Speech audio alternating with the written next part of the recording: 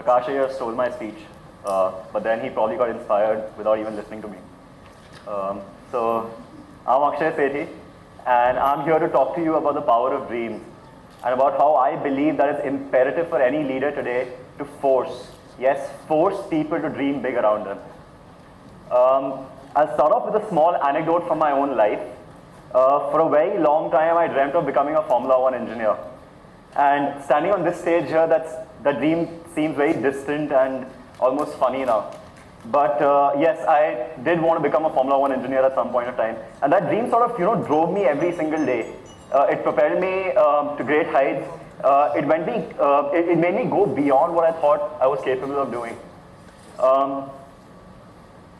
Now, since I gave up that dream and considering how attached I was to this particular dream, it was a very difficult phase of life to go through. You had no idea where life was heading, what you were going to do next, what you were going to get up for the next day in the morning for that matter. And it was a very discomforting fact not having that dream by my side. As I started talking to people around me, one thing became clear, that our dreams kind of define us.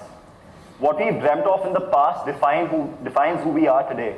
And what we dream from here on defines who we will be in the future.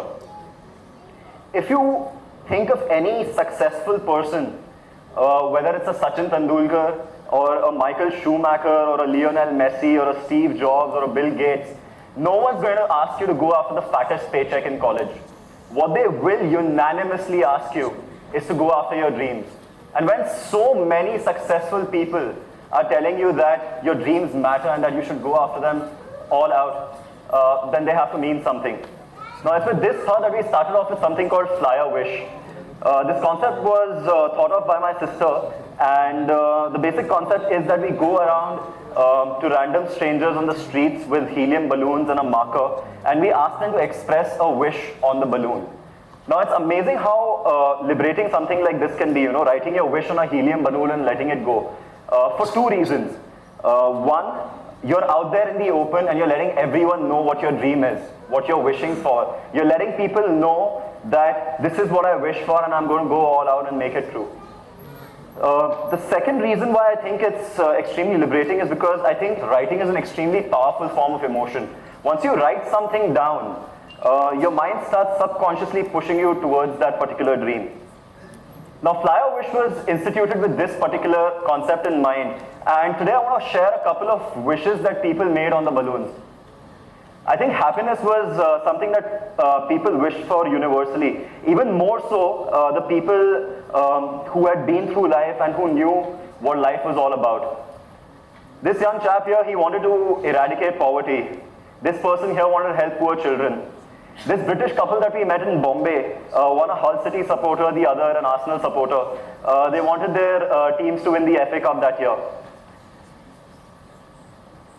Some people just wanted Salman Khan, or Virat Kohli for that matter.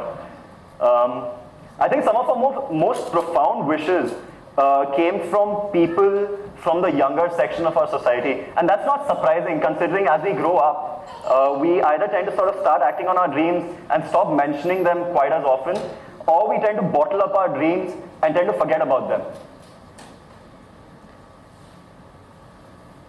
This young chap here, he makes his living by selling roses on Marine Drive every day.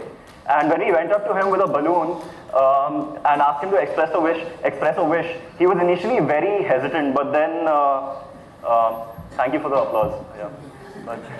But when we asked him to express a wish, he was initially very hesitant. But later on said, "मैं सचिन तेंदुलकर बनना चाहता हूँ." These two cute little girls, Khushi and Kosha, they came up to us asking us for a balloon, and we asked them, "Why don't you wish for something?" And one of them said, "I want a dog," and the other one said, "I want a baby sister." So, perspective. Some people don't obviously dream very big and wish to go to IMB. Pun intended. I think what I'm coming to with all of this is that our dreams are not affected by or influenced by our financial, our physical, or our emotional capacities. Our dreams are not influenced by what strata of society we come from, our background, our race, our gender, our religion, or our sexuality. Our dreams are defined, they don't define, they simply define who we are today. That's about it. The second thing with dreams is I think they change, and that's something that I experienced as well. And that's okay, because our dreams define who we want to be in the future. They're an indicator of who we want to be in the future. They're pure, they're aspirational, and that is beautiful.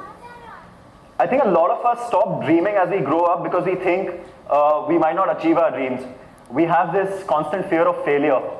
To those people, I'd like to say something, I'd like to bring up something that Jim Carrey once said. And this is pretty funny because this is the same actor who did Bruce Almighty back in 2003. What crap.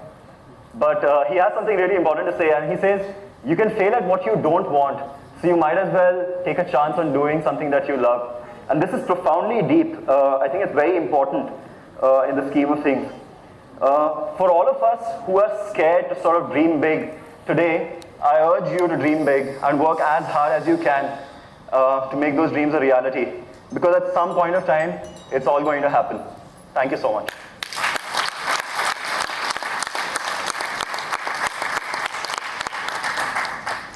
Thank you, Akshay. So we all